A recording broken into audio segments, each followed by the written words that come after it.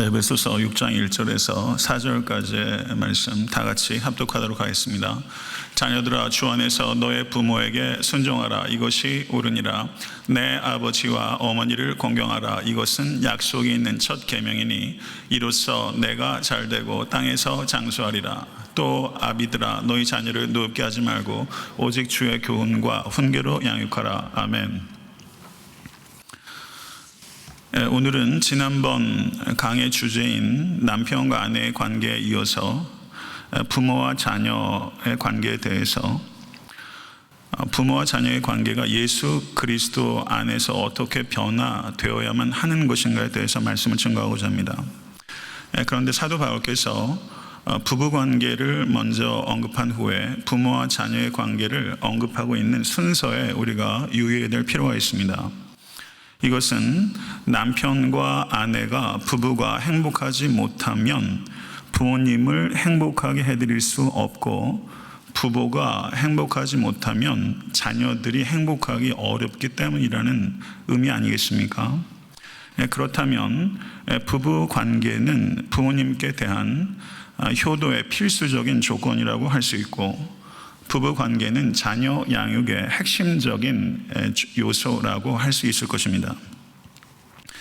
사도 바울은 먼저 자녀에게 3절에 걸쳐서 권면하고 부모에게 한 절을 할애해서 권면하고 있는 것을 볼 수 있습니다. 사도 바울께서는 효도를 두 가지로 정의합니다. 부모에 대한 순종과 공경입니다. 6장 1절을 보시면 자녀들아, 너희 부모를 주 안에서 순종하라. 이것이 옳으니라 라고 말하면서 순종하라라는 명령과 그리고 순종해야 되는 이유를 밝히고 있습니다. 자녀가 부모에게 순종해야 되는 이유는 부모에게 허물과 약점이 없기 때문이 아닙니다. 어느 인간도 허물과 약점이 없는 인간은 없습니다. 그러면 부모에게 순종해야 되는 이유는 무엇인가? 그것이 옳기 때문이다 라고 성경은 말씀하고 있는 것입니다. 성도 여러분, 하나님께서는 이 세상을 창조하셨습니다. 그리고 모든 인간의 영혼 가운데 자연법, 양심의 법을 주신 것입니다. 그렇기 때문에 동서양 모든 철학과 그리고 종교에서도 부모에게 효도하는 것을 강조하지 않는 종교와 철학은 없습니다.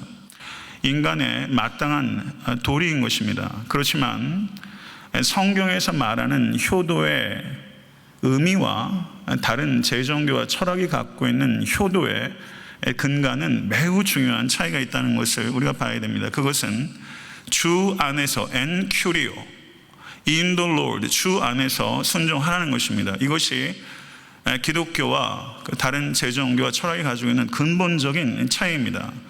우리는 주 안에서 순종하는 것입니다. 기독교가 가지고 있는 관점의 차이는 그리스도인들이 부모에 대한 태도는 그리스도인들이 주께 대한 태도를 반영하는 것이라는 것을 가리키는 것입니다. 이것이 성경적인 관점입니다. 그리스도인들은 부모에게 순종해야 합니다. 왜냐하면 그 순종이 이 땅의 아비에게 대한 순종이 하늘의 아비에게 대한 순종의 일부라고 성경은 말씀하고 있기 때문입니다. 우리가 육신의 부모에게 불순종하게 되면 그것은 부모에게 불순종하기 이전에 하늘의 아버지께 불순종이 되는 것이다라고 성경은 우리에게 가르치고 있는 것입니다. 주 안에서 순종하라라는 것은 사도 바울께서 discipleship, 제자도의 매우 중요한 표지로서 효도를 언급하고 있다는 것을 기억하십시오. 제자도의 핵심적인 가치 가운데 하나가 바로 효도입니다. 골로새서 3장 20절을 보시면 사도 바울께서 골로새서 역시 옥중서신입니다. 사도 바울께서 감옥에 갇혀 있으면서도 골로새 3장 20절 다시 한번 읽겠습니다. 자녀들아, 모든 일에 부모에게 순종하라. 이는 주 안에서 기쁘게 하는 것이니라. 아멘. 성도 여러분, 감옥에서조차 부모에게 순종하는 것을 강조하고 있다는 것을 우리가 유념해야 될 필요가 있습니다. 사도 바울께서는 잘 아시는 대로 오늘 본문 말씀 6장 1절에서 4절에 부모와 자식 간의 관계에 대해서 언급하기 전에 대전제로서 5장 18절 술 취하지 말라, 이는 방탕한 것이니 오직 성령의 충만을 받으라 라고 말씀하셨습니다. 그리고 곧바로 이어진 명령이 바로 에베소서 5장 22절부터 33절에 있는 남편과 아내의 관계에 대한 명령이었습니다. 그리고 오늘 본문인 에베소서 6장 1절 4절까지가 부모와 자녀의 관계를 언급하고 있는 것을 유념해 봐야 됩니다. 제가 강조하고 또 강조하는 바입니다. 성령 충만은 관계의 충만입니다. 성령 충만의 증거는 관계의 회복을 통해서 나타납니다. 그렇지만 신앙생활하면서 제일 어려운 것은 좋은 관계를 맺고, 더 어려운 것은 좋은 관계를 맺은 후에 좋은 관계를 끝까지 유지하는 것. 정말 어려운 일입니다. 정말 어렵습니다. 좋게 시작해서 좋게 끝나는 경우가 보기가 정말 어렵습니다. 성도 여러분, 인생의 행복은 소유에 증진해 있는 것이 아니라 관계성이 증진되는 데 있다는 것을 우리는 기억해야 됩니다. 우리는 겸손해져야 될 필요가 있습니다. 성령 충만의 객관적인 증거 가운데 하나가 자녀가 부모에게 효도하는 것입니다. 그러나 부모에게 효도한다는 것 참 어려운 일입니다. 오늘은 저희 부모님이 앞에 안 앉고 계시고 뒤에 계셔서 조금 마음이 편합니다. 효도하려는 마음을 제가 아주 다잡고 있어요. 오랫동안 불효했기 때문에. 그런데 가만히 묵상하면서 제가 효도하는 사람인가 불효하는 사람인가, 전 참 많이 불효했어요. 그런데 또 묵상을 해봤어요. 내가 하나님 부모님께 불효하는 것과 하나님을 불신하는 것, 어떤 쪽이 더 심각할까 생각해봤어요. 저는 불효자입니다. 그런데 어느 쪽이 더 심각할까? 부모에게 불효하는 것보다 하나님께 불신하는 게 더 심각할 수도 있겠다, 그런 생각이 제 개인적으로 좀 들더라고요. 많이 생각하게 됩니다. 성도 여러분, 부모에게 거역하면서 성령 충만하다고 말하는 분이 혹시 이 자리에 계시다면 그것은 거짓입니다.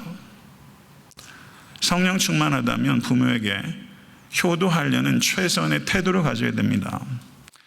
자연법도 양심의 법도 효도에 대해서 매우 중요하게 강조하고 있습니다. 그렇지만 그리스도인들에게는 하나님께 대한 나의 태도를 반영하는 거울이라는 차원을 그리스도인들은 가지고 있습니다. 세상 사람들은 이 차원을 가지고 있지 않습니다. 그렇기 때문에 유교에서 여한 효도를 효행하는 사람들보다도 그리스도인들은 사실은 더 효도할 수 있는 심원한 기초를 가지고 있는 존재가 바로 그리스도인이고 여러분과 저라는 것을 기억하실 수 있게 간절히 바랍니다. 주 안에서라는 말이 그리스도인들이 가지고 있는 효도에 대한 세상과는 전혀 다른 차원의 관점을 제시하면서 동시에 부모에게 효도하는 것이 가지고 있는 한계를 명시적으로 나타내는 것입니다. 그리스도인들이 부모에게 효도하는 것은 한계가 있는 것입니다. 그 한계는 그리스도께 불순종이 되지 않는 한 부모에게 순종하라는 것입니다. 에베소서 6장 4절은 아비들아 너희 자녀를 노엽게 하지 말고 라고 말씀합니다. 그러면 우리는 질문을 좀 더 치열하게 밀어붙여야 됩니다. 만약에 부모가 노엽게 한다면, 노엽게 하는 부모 있습니다. 다 인간이기 때문에. 노엽게 하는 부모에게 자녀는 순종해야 하는가 하는 질문입니다. 어떻게 해야 합니까? 여러분이 집에서 하시는 거 말고 성경이 말하는 거, 노엽게 하는 부모에게도 순종하라고 성경은 가르치고 있는 것입니다. 부모에게는 자녀를 노엽게 하지 말라는 의무가 주어지지만 노엽게 하는 부모에게라도 자녀는 순종해야 될 의무가 있다고 성경은 가르치고 있는 것입니다. 성도 여러분, 부모의 인격과 부모의 교육과 부모의 교양과 부모의 소유, 부모의 지위와 상관없이 자녀들은 부모에게 순종해야 합니다. 이것이 성경의 가르침입니다. 만약에 부모에게 어쩔 수 없이 거역해야 되는 상황이 있다면 그때는 부모에게 내가 부모님께 거역할 수밖에 없는 것에 대해서 내가 매우 고통스러워하고 있다는 것을 부모님께 진실하고 정직하고 공손하게 전달하도록 최대한 노력해야 합니다. 왜냐하면 부모님의 말씀에 순종할 때만 도리가 있는 것이 아니라 부모님의 말씀에 불순종할 수밖에 없을 때에도 도리가 있기 때문입니다. 성도 여러분, 부모님께 부득불 주께 순종하기 위하여 불순종할 때에도 내가 어떠한 도리를 가지고 태도를 지키냐에 따라서 부모님께서 생각할 수 있는 기회를 얻을 수 있습니다. 성도 여러분, 부모님께 대한 두 번째 의무는 부모님께 공경하는 것입니다. 그러면 공경하는 것과 순종하는 것은 어떤 차이가 있습니까? 사도 바울은 6장 1절에서 순종하라 라고 명령한 뒤에 공경하라고 명령하고 있는 것은 부모님께 순종하는 것으로 충분하지 못하기 때문입니다. 순종은 무엇이고 공경은 무엇입니까? 공경은 부모님을 귀히 여기고 사랑하는 것이 공경하는 것입니다. 요즘에 우픈 이야기라는 말 혹시 아세요? 우픈 이야기? 제가 혹시 틀리면 얘기해 주세요. 우픈이라는 게 웃기고 슬픈, 맞아요? 맞아요, 집사님? 우픈 이야기가 웃기고 슬픈 이야기라고 제가 그렇게 들었어요. 우픈 이야기가 있어요. 죽기 전에 자식들에게 재산을 양도하면 험한 꼴 당한다는 거죠. 그런 이야기 많이 하잖아요. 순종과 공경이 어떻게 다른가? 순종은 외적인 행동을 강조하는 것이라면 공경은 내적인 태도를 나타내는 것입니다. 부모가 돈이 있고 권세가 있으면 외적으로는 순종하는데 속으로는 앙심을 품을 수 있습니다. 외적 순종과 내적인 태도가 일치하지 않을 수 있다는 뜻입니다. 순종만 가지고 불충분합니다. 그렇기 때문에 순종은 부모에 대한 외적인 태도를 나타내는 것이고 공경은 부모에 대한 내적인 태도를 나타내는 것입니다. 성도 여러분, 저는 매우 중요한 문제를 지금 이야기하고자 합니다. 이 자리에 부모님으로부터 받은 상처 때문에 아직도 고통 중에 계신 분이 계실 것입니다. 아니, 어쩌면 한 사람도 예외 없이 고통을 다소간에 받았을지도 모릅니다.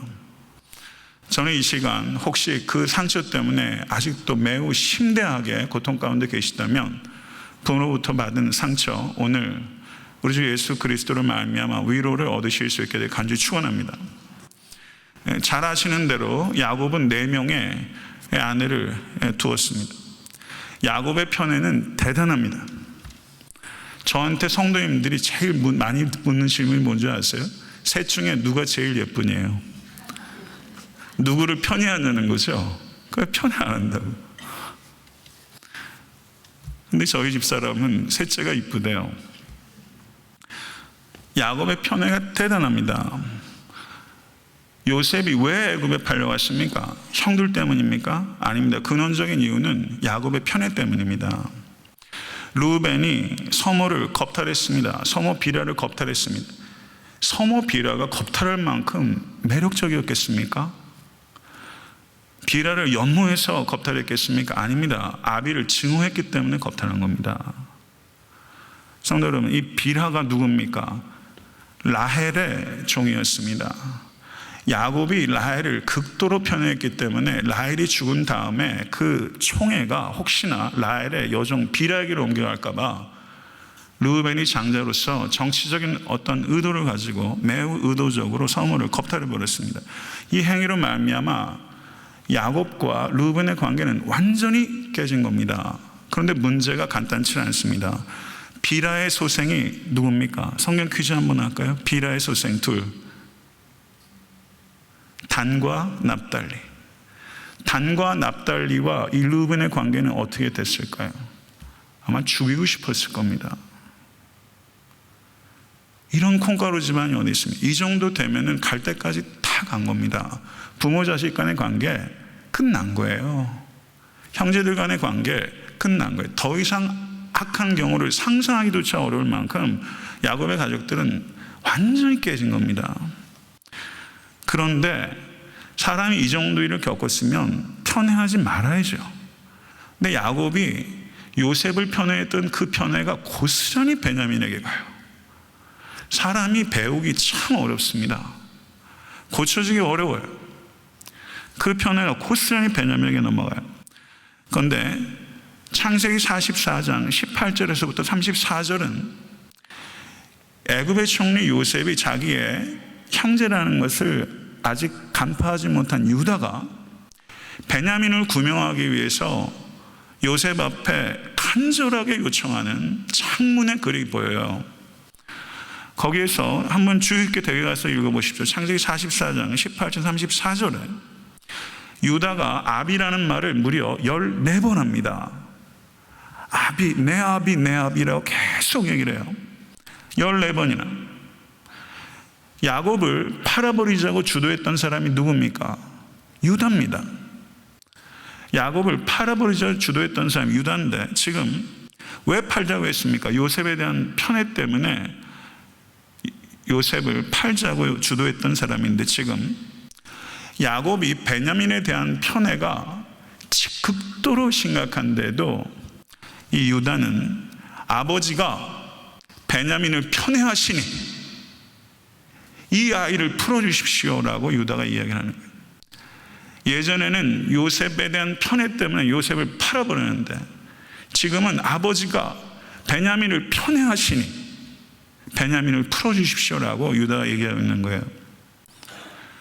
창세기 44장 20절은 유다가 이렇게 말합니다. 우리에게 아비가 있으니 노인이요 또 그 노년에 얻은 아들 소년이 있으니 그의 형은 죽고 그 어미에 끼친 것은 그뿐이므로 그 아비가 그를 사랑하나이다.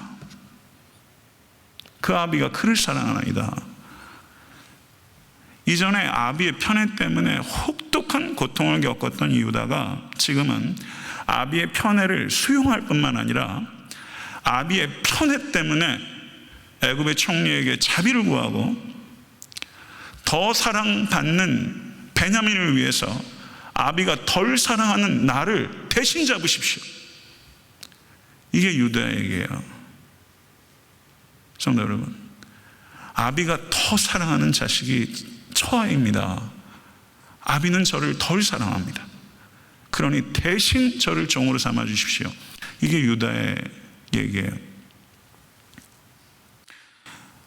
노엽게 하는 부모에 대해서 어떻게 대해야 되는가 하는 부분에 대해서 이 유다의 모습은 우리에게 극치적인 효도를 보여줍니다.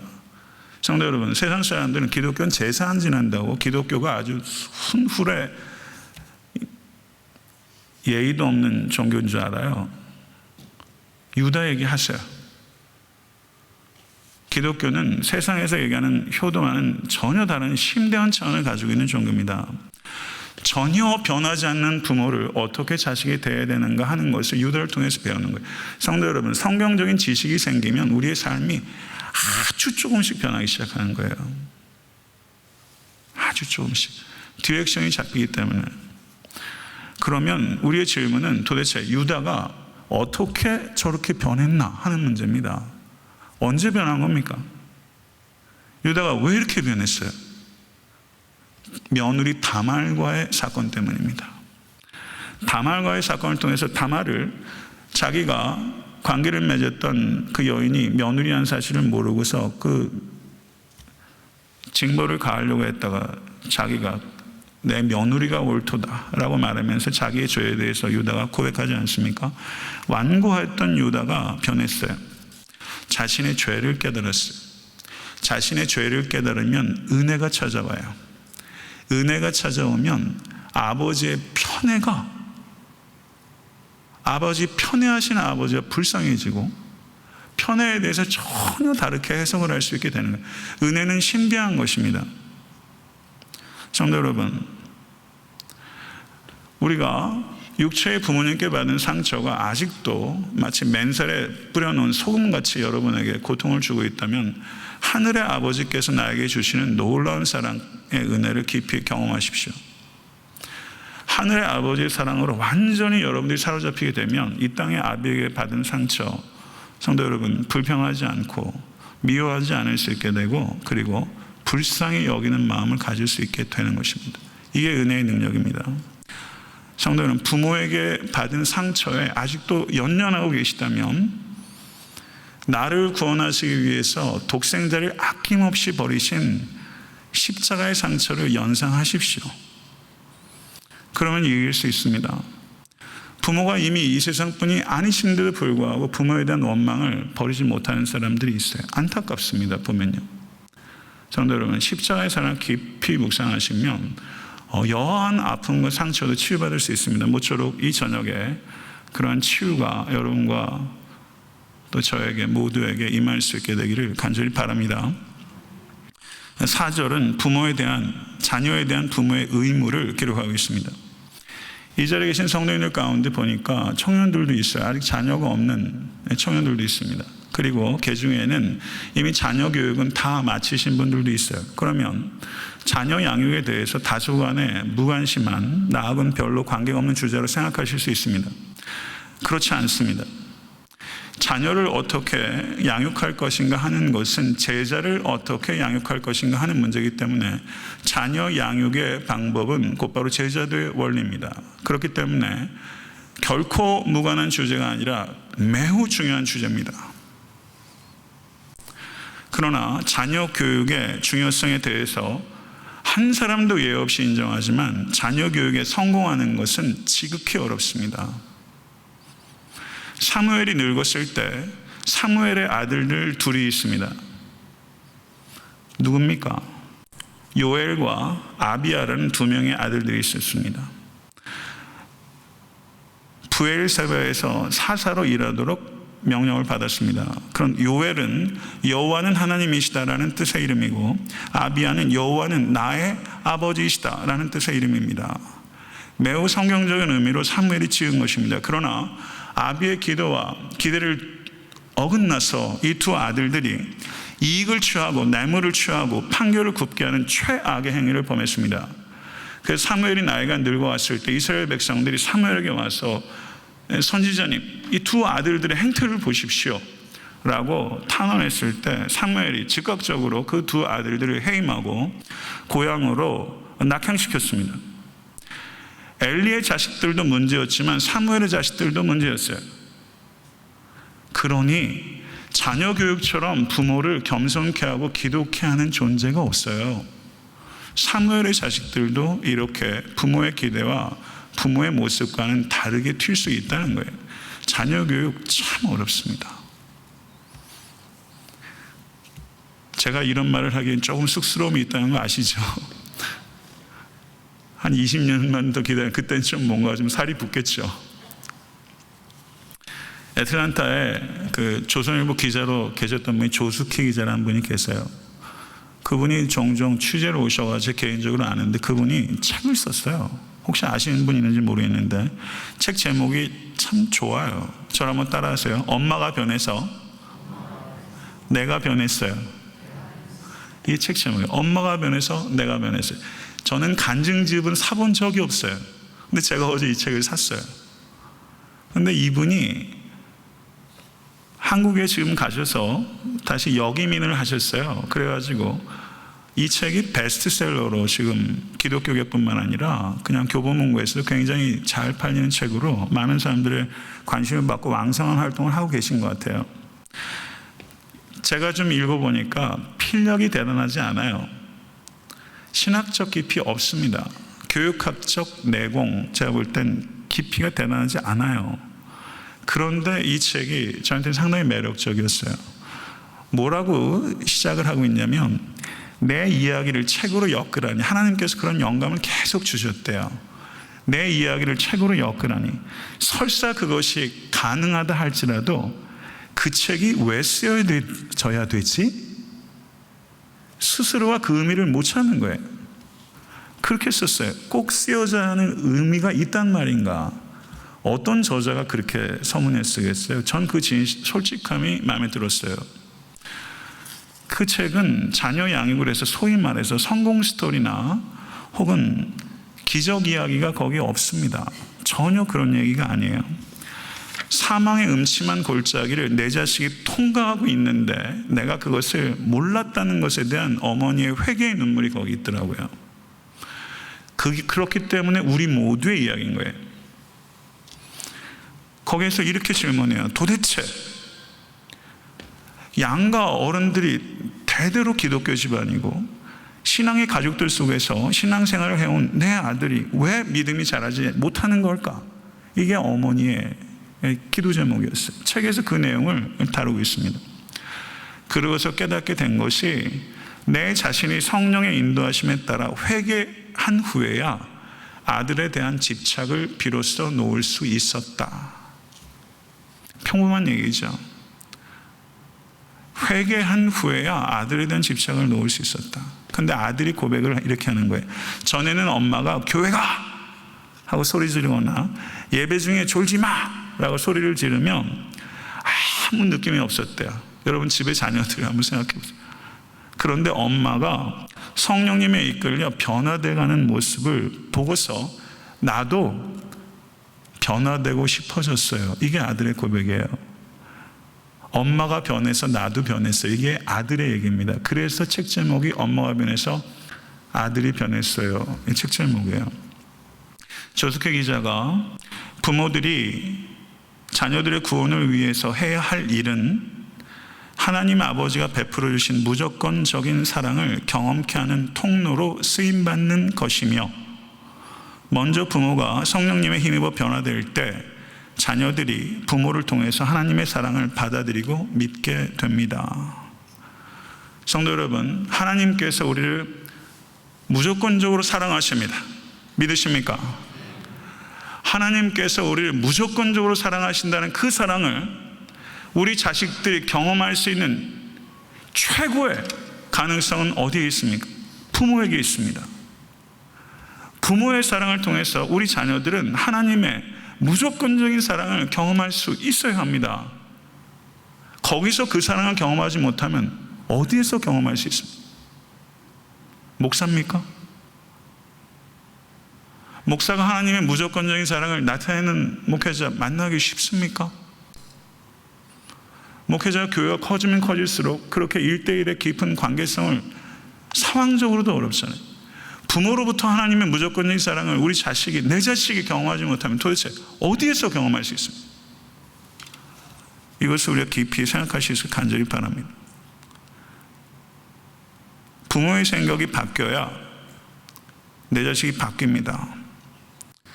부모의 생각이 바뀌어야 되는 두 가지 영역은 제가 항상 얘기하지만 자기 소유라는 착각 내려놓으셔야 됩니다. 내 자식, 내 새끼, 자기 소유라는 생각 착각입니다. 두 번째, 잘못된 교육 목표 두 가지입니다. 자녀에 대한 소유의식을 내려놓으실 수 있게 간절히 축원합니다. 머리로는 다 압니다. 그러나 정말 내려놓는 것은 전혀 다른 문제입니다. 내가 성령 충만해야 내려놓을 수 있습니다. 자녀에게 소유의식이 아니라 청지기의식을 가지고 하나님께서 나에게 위탁한 자녀라는 것을 기억하시고, 그래야 내 방법대로가 아니라 하나님의 방법대로, 내 마음대로가 아니라 하나님의 마음대로, 그리고 나를 위해서가 아니라 하나님을 위해서 살아갈 수 있도록 자녀를 가르칠 수 있기 때문입니다. 대단한 업적을 남긴 교육학자 중에 벤자민 볼룸 박사라는 분이 있습니다. 이분이 좀 상당히 오래전 분이지만 그분이 교육학의 세 가지 목표를 말씀했습니다. 첫째는 인지적 능력, 지력입니다. 정의적 능력, 심력입니다. 그 다음에 운동 기능적 능력, 체력. 그 교육 목표 세 가지는 지력, 체력, 심력이에요. 그런데 교육학이 발달하면서 여기에 두 가지 정도가 더 붙습니다. 자기 관리 능력, 그리고 인간관계 능력. 이렇게 5가지 정도의 교육 목표를 가지고 있습니다. 그래서 세상의 교육학의 목표는 능력 개발입니다. 자식들의 능력을 개발시켜 주는 게 교육학의 목표입니다. 성도 여러분, 중요한 것입니다. 자식들의 능력 개발시켜 주는 것 중요합니다. 그 중요성을 부인하는 게 아닙니다. 그러나 자녀 교육의 진짜 목표가 능력 개발이 아니라 자녀 교육의 진짜 목표는 그리스도의 제자를 만드는 것입니다. 아멘. 정말 받아들이시겠습니까? 자녀들의 교육 목표는 그리스도의 제자 만들기입니다. 이 목표를 세우지 못하면 자녀들이 그리스도의 제자가 되기는 매우 어렵습니다. 사도 바울께서 에베소서 6장 4절에 아비들아 라고 말하면서 이야기를 시작합니다. 위에 보시면 아버지와 어미에게 모두에게 공경하라고 사도 바울께서 말씀했는데 6장 4절은 부모들아 라고 말하지 않는데 아비들아 라고 말하고 있어요. 왜 그랬을까요? 자녀 양육의 책임이 아비에게만 있기 때문입니까? 아닙니다. 자녀 양육의 책임은 아비와 어미에게 있습니다. 그러나 자녀 양육의 주도적인 책임, 1차적인 책임은 아비에게 있기 때문에 사도 바울께서 아비들아 라고 부른 것입니다. 이 자리에 계신 남자 성도님들께서 이것을 기억하셔야 됩니다. 자녀 양육에 실패하는 가장 큰 원인 가운데 하나는 아비들이 자녀 교육에 대한 책임에 대해서 무지하고 소홀히 여기기 때문입니다. 유대인들도 자녀 양육의 1차적인 책임은 아비에게 있다고 분명하게 생각하고 있습니다. 성도 여러분, 가정의 머리는 남편입니다. 맞습니까? 가정의 헤드십이 남편에게 있기 때문에 자녀 양육의 헤드십도 남편에게 있는 것입니다. 그것이 성경적인 원리입니다. 시간적으로는 어미가 자식들과 있는 시간이 훨씬 많다 할지라도 자식에 있어서, 교육에 있어서 주도적이고 1차적이고 최종적인 책임은 아비에게 있는 것입니다. 이것을 기억하실 수 있기를 간절히 바랍니다. 사도 바울은 부정명령을 먼저 하고 긍정명령으로 나아가는 방식을 거의 유지합니다. 이번에도 자식들을 노엽게 하지 말라라고 부정명령을 한 후에 주의 교양과 훈계로 자식들을 양육하라는 긍정명령으로 나아갑니다. 노엽게 하지 말라 했을 때 노엽게 하다라는 동사가 파로르기조, 파르르 떨리게 만들기 때문에 파르르기조인지 모르겠지만 죄송합니다. 파르르기조, 노엽게 하다라는 동사예요. 그런데 명사 형태가 파르로기스모스라는 명사인데 이 명사가 어디에 쓰이냐면 에베소서 4장 26절에서 27절에 나옵니다. 분을 내어도 죄를 짓지 말며 해가 지도록 분을 품지 말고 마귀로 틈을 타지 못하게 하라. 거기에서 분이 자녀들을 노엽게 하다라는 동사와 어원적으로 같은 명사가 거기에 사용되어 있다는 것입니다. 자녀들의 권리를 무시하고 인격적으로 모욕을 하게 되게 되면 마귀가 틈탈 수 있는 기회를 자녀에게 준다는 것을 우리는 기억해야만 된다는 뜻입니다. 자녀를 노엽게 하지 말라라는 것은 자녀의 비유를 맞추면서 살라는 뜻 아닙니다. 자녀에게 해달라는 대로 다 해지고 매를 대서는 안 된다는 뜻 결코 아닙니다. 그렇다면 부모들의 어떠한 태도와 어떠한 말과 행동들이 자녀를 노엽게 하는 것일까요? 성도 여러분, 사랑하는 데는 겸손이 필요합니다. 자녀 사랑하는 데도 겸손이 필요합니다. 사랑을 참되게 하는 것은 항상 어려운 일입니다. 자녀를 내 중심으로 사랑하는 것은 쉽습니다. 그러나 자녀를 하나님 중심으로 사랑하는 것은 지극히 어려운 일입니다. 자식을 사랑하면 사랑할수록 많은 경우에는 내 욕심이 더 들어가는 법이고 그 욕심이 채색 옷을 저녁에는 꼭 입히고 싶어 하는 것이고, 성도 여러분, 내 마음대로 내 방식이 거기에 들어가게 되는 것입니다. 그렇기 때문에 자녀를 가장 사랑하는 내가 자녀에게 가장 큰 상처를 주는 일들이 허다합니다. 이런 일들이 각 가정마다 너무나 많잖아요. 자녀를 내가 가장 사랑하는데 자녀에게 가장 큰 상처를 부모가 남길 수 있다는 것에 대해서 우리가 생각해야 됩니다. 그런 일들이 왕왕 있습니다. 성도 여러분, 그렇기 때문에 자녀를 사랑하는 데 있어서도 우리는 하나님께 기도해야 되고 겸손하게 하나님을 의지해야 합니다. 성도 여러분, 자녀가 언제 노엽게 되는가? 절제력을 잃을 때 노엽게 되는 것입니다.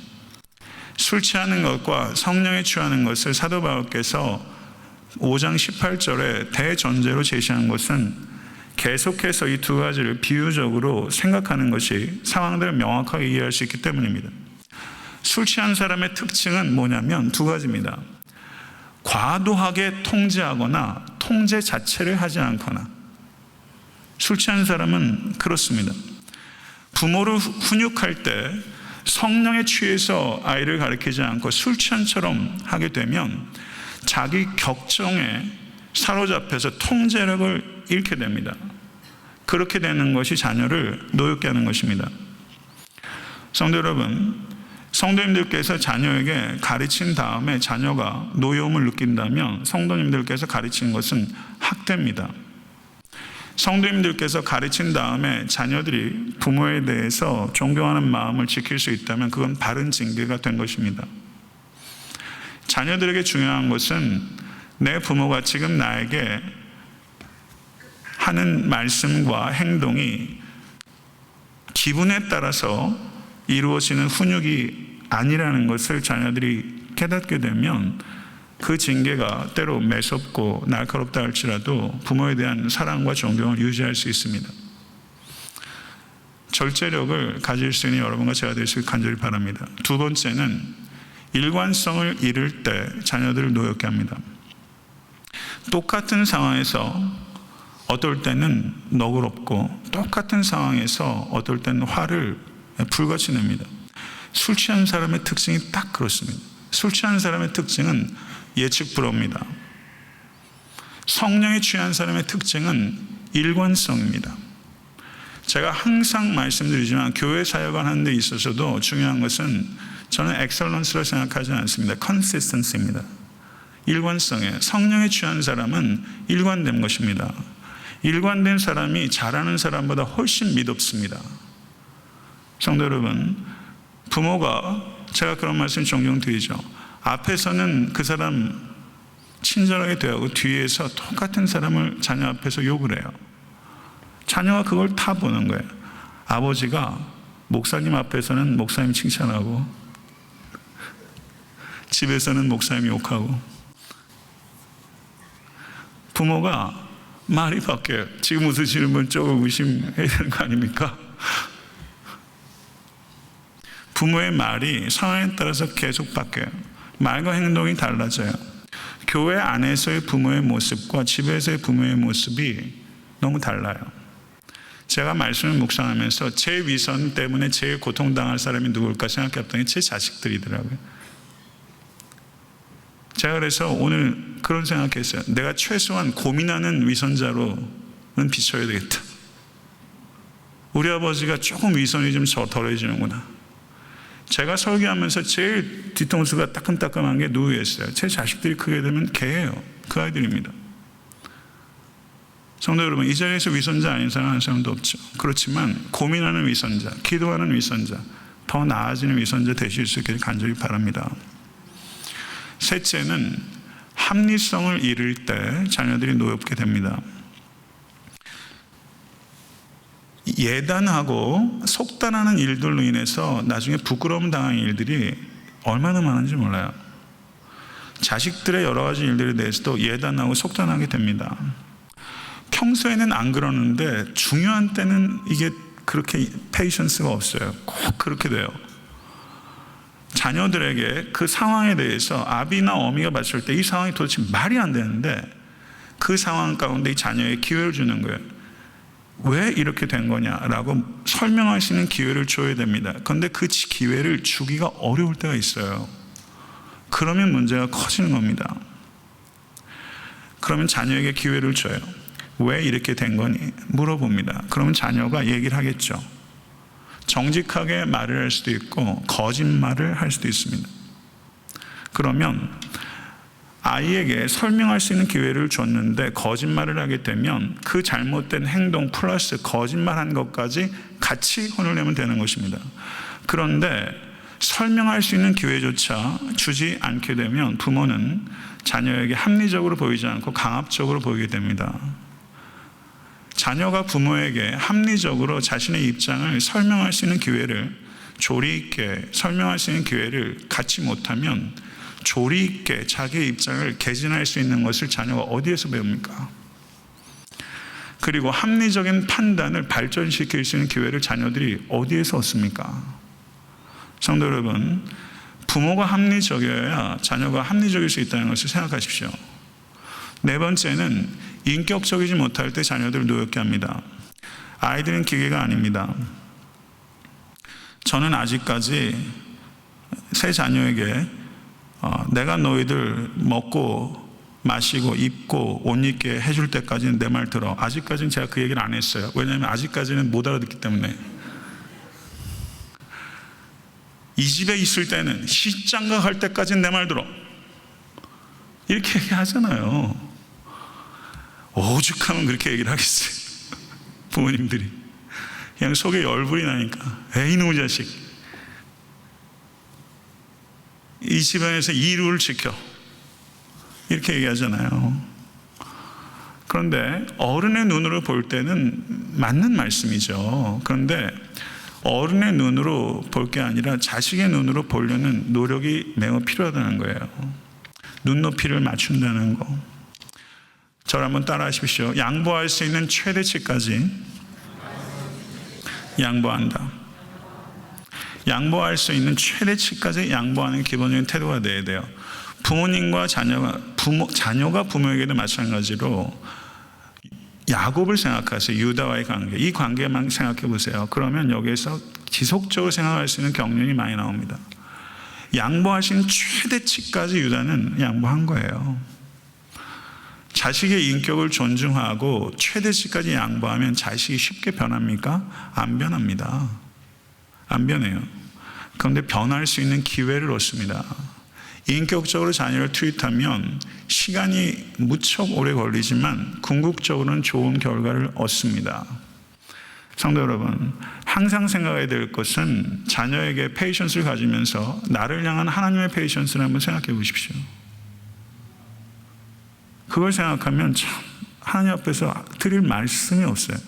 저는 이제 1살, 2살, 3살 된 애를 보면서 제가 그 생각을 한다니까요. 저를 보시면서 하나님은 어떠실까? 성도 여러분, 그렇지만 부모가 어떻게 교회하고 집에서 똑같이 행동을 할 수 있으며 어떻게 말과 행동을 항상 본이 되게 할 수 있겠어요? 여기 그런 부모가 누가 있어요? 그런 목사가 어디 있어요? 말과 행동이 본이 되려고 하는 노력은 하지만 그러나 여전히 모순적인 일들을 행합니다. 그러면 부모도 실수할 수 있고 심각한 잘못을 저지를 수 있습니다. 그럴 때 부모에게 필요한 태도는 정직함입니다. 자녀에게 정직하게 실수를 인정하게 되면 이 아이들이 부모에게 야유를 보내는 것이 아니라 부모를 사랑하게 됩니다. 부모를 사랑하게 되면 정직하게 자신의 잘못을 인정하십시오. 그 다음에 사도 바울은 이제 주의 교양과 훈계로 양육하라는 긍정 명령으로 나아갑니다. 교양은 뭐고 훈계는 뭡니까? 교양은 자녀들이 잘못된 길로 나아가지 않도록 미리 예방적인 차원에서의 가르침이라면, 훈계는 잘못된 길로 나아가 버린 자녀들에 대한 치료적인 차원의 가르침입니다. 이게 교양과 훈계의 구별이에요. 달리 말하면 교양은 올바른 태도와 가치관에 대한 교육이라면, 훈계는 그릇된 태도나 행동에 대하여 일관되고 단호한 교정의 교육, 이것이 훈계입니다. 이게 교양과 훈계의 차이입니다. 말씀을 맺겠습니다. 자녀 교육의 성패가 무엇입니까? 성도 여러분, 제가 일전에도 말한 기억이 있는데 개인적인 사적인 자리에서 얘기했지만, 성도 여러분, 자식 자랑하는 거, 뭘 자랑하는지를 생각하셔야 됩니다. 자식들이 아이비리그 가고 자식들이 번듯한 밀리언을 버는 재산을 갖고 아주 명문과 결혼을 하고 그렇게 하면 좋죠. 성도님, 그게 자랑거리입니까?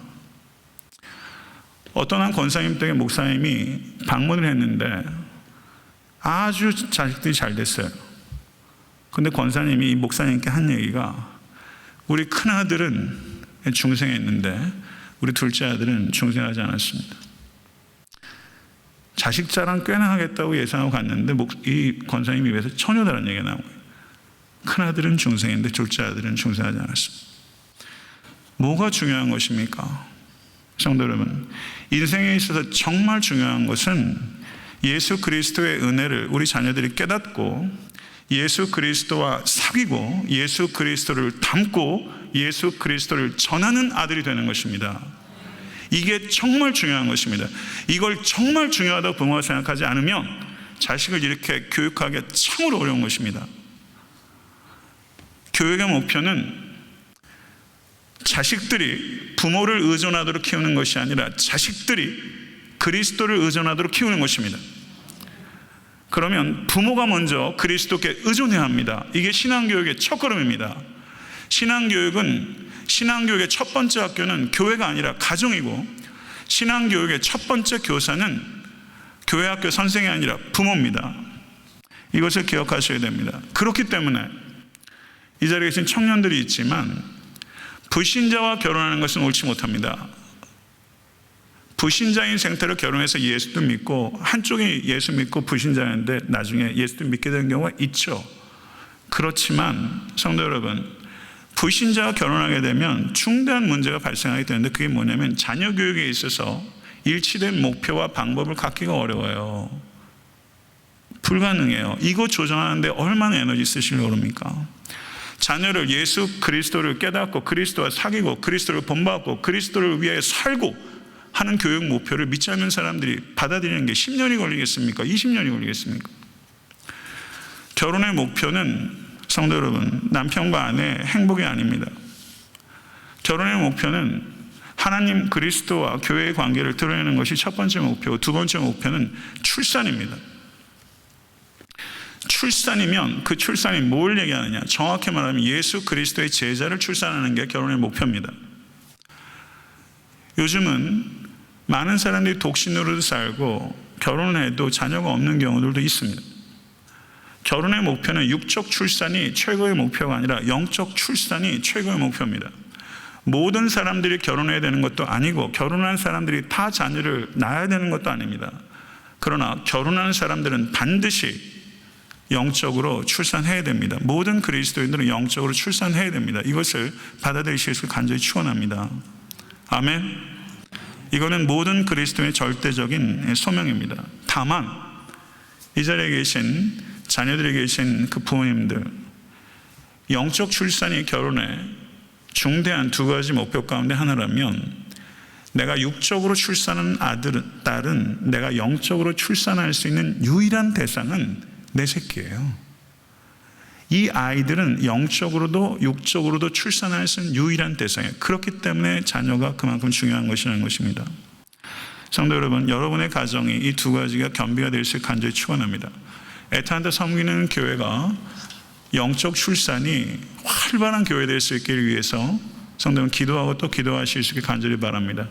올해도 지금 줄줄이에요. 줄줄이 새로 태어난 아이들이 줄줄이 영적으로 출산하는 축복에 애타한테 섬기는 교회에 있게 되길 간절히 소원합니다. 그리고 모쪼록 이 자리에 계신 모든 권속들께서 예수 그리스도 앞으로 갈 때까지 내가 영적으로 몇 명을 출산할 것인가, 그거 중요한 겁니다. 영적으로 많이 출산하시는 모든 권속 되실 수 있게 되기를 나사렛 예수 그리스도를 간절히 축원합니다. 기도하겠습니다. 오늘 기도하실 때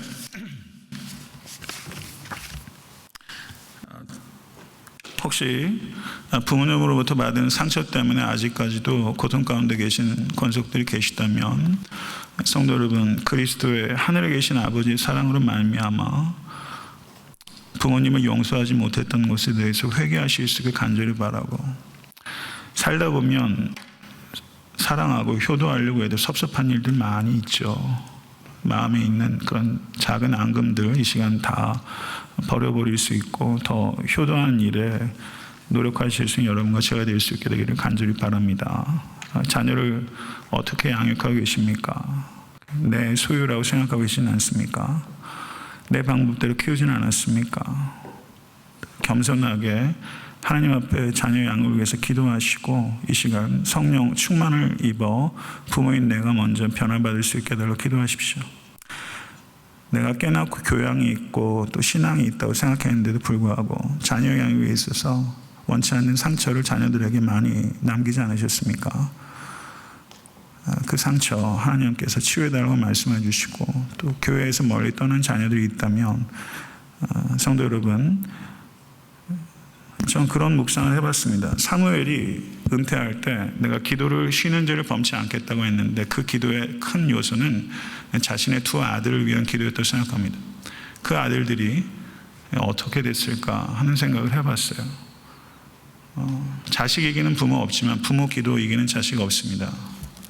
자녀로 인해서 고통당하는 성도 계시다면 이 기도가 응답될 줄로 믿고 계속 기도 가운데 힘쓰실 수 있기를 간절히 바랍니다. 다 같이 주여 한번 외치시고 기도하겠습니다. 주여! 존귀하신 주님, 오늘 말씀을 통하여 부모와 자녀와의 관계에 대해서 저희들이 생각할 수 있도록 은혜 베풀어 주시니 참으로 감사합니다. 아버지 하나님, 정말 아름답고 또 사랑하는 귀한 관계, 가정을 통해서 하나님 아버지, 오히려 우리가 많은 상처들을 주고받을 때가 너무나 많이 있었습니다. 아버지 하나님, 주여 부모님께 효도하는 것이 제자됨에 있어서 가장 중요한 요소인 것을 저희가 깨닫고, 아버지 하나님, 육체의 부모에게 아버지 하나님 순종하며 공경하기로 결단하고, 아버지 하나님 항상 아버지 하나님 죽게 하듯 아버지 하나님 부모님께 순종을 다할 수 있는 우리 모두가 될 수 있도록 마음을 새롭게 해주시기를 간절히 소원합니다. 아버지 하나님, 혹시 이 가운데 부모로부터 받은 상처를 아직까지 어찌하지 못하여 고통 가운데 있는 권속들이 계시다면 하나님 그 마음을 치유해 주시고 회복하여 주시기를 원합니다. 존귀하신 주님, 우리 자녀들 가운데 아버지 하나님, 주여 아버지 부모님으로부터 상처를 받고 아버지 하나님 어렵고 수원된 관계에 있는 자녀가 있다면 아버지 하나님, 주여 긍휼히 여겨주셔서 부모의 통하는 기도를 주여 들어 응답하시고, 아버지 하나님, 부모가 먼저 변화되고 새로워지고 성령 체험할 수 있도록 인도해 주셔서 아버지 말로 질책하고 권면하는 것을 넘어서 아버지 부모가 그리스도의 마음으로 자녀를 품고 일관되고 지속적으로 인격적이고 관계적이고 아버지 하나님, 주여 깊이 자녀를 그리스도의 마음으로 사랑함으로 말미암아 각 가정의 모든 상처와 아픔이 치유되고 우리 자녀들이 그리스도께로 돌아오는 역사가 있을 수 있도록 아버지 하나님 도와주시기를 간절히 소원합니다. 기도하겠습니다. 할렐루야. 존귀하신 주님, 성경 말씀을 통하여 아버지 하나님, 부모와 자녀의 관계가 얼마나 아름다운 관계인지를 아버지 하나님 죄인들에게 깨닫게 해주신 참으로 감사합니다. 아버지 하나님, 마음은 있어도 육신이 약하여 이 아름다운 관계 가운데 너무나 많은 상처들을 주고받고 우리가 피차간에 너무 무례할 때가 많이 있었던 것을 주님 앞에 회개합니다. 아버지 하나님, 아직까지 많은 앙금들이 남아있고 또 깊이 패인 상처로 고통 가운데 있는 성도가 계시다면 주님, 그리스도의 십자가의 사랑으로 말미암아 서로 간의 약점과 한계에 대해서 유다가 야곱을 불쌍히 여기고 아비의 그 약함 때문에 자기를 오히려 희생시키는 아버지, 그와 같은 놀라운 은혜의 기적이 있었던 것처럼 아버지 하나님, 옳고 그른 것만 가지고는 관계가 도무지 해결될 길이 없습니다. 은혜 받아야 부모 자식 간에도 해결이 됩니다. 너무나 사랑하고 내 부모 나를 위해서 몸버를 희생하고 도운 거 알았는데 불구하고, 그럼에도 불구하고 관계가 꼬입니다. 아버지 하나님, 참 안타깝습니다. 아버지 하나님, 주여 풀어주시옵소서. 은혜로 말미암아 얽혔던 실타래가 풀리게 해주시고 아버지, 부모님들이 아버지 자녀들을 대할 때 인격적이고 관계적이고 또 겸손하게 기도하며 하나님의 방법으로 하나님의 자녀로 양육할 수 있는 결단이 있을 수 있도록 도와주시고, 아버지 하나님, 우리 자녀들은 부모님 잔소리로 변하는 것이 아니라 부모님의 기도로 변하고, 부모가 먼저 성령 안에서 변화되고 집착을 내려놓을 때 변화받게 되는데 다른 건 다 내려놔줘도 자식 내려놓기가 왜 이렇게 어려운지 아버지 참 어렵습니다. 자식을 우상 삼지 않도록 하나님 도와주시고, 부모가 내 자식보다 내 그리스도를 더 사랑할 수 있도록 인도해 주셔서 아버지 하나님, 자식이 그걸 보고 배울 수 있도록 도와주셔서 그리스도의 제자가 된 역사가 있게 해주시고, 각 가정마다 아픔과 상처를 주님께서 치유해 주시고 은혜의 강물이 흘러넘치게 하시고 생수의 강이 터지게 하셔서